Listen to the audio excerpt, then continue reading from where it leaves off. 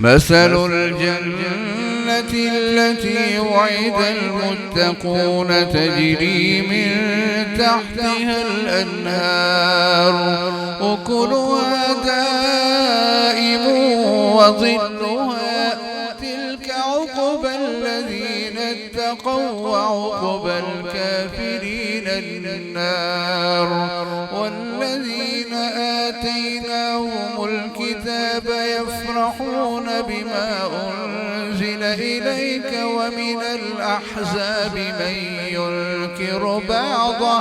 قل إنما أمرت أن أعبد الله ولا أشرك به إليه أدعو وإليه مآب وكذلك أنزلناه حكما عربيا ولئن اتبعت أهواءهم بعدما جاءك من العلم ما لك من الله من ولي ولا واق ولقد أرسلنا رسلا من قبلك وجعلنا لهم أزواجا وذرية وما كان لرسول أن يأتي بآية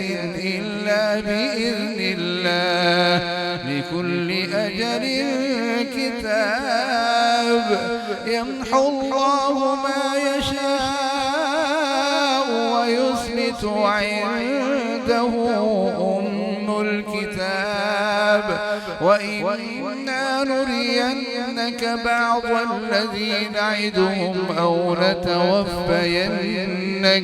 أو نتوفينك فإنما عليك البلاغ وعلينا الحساب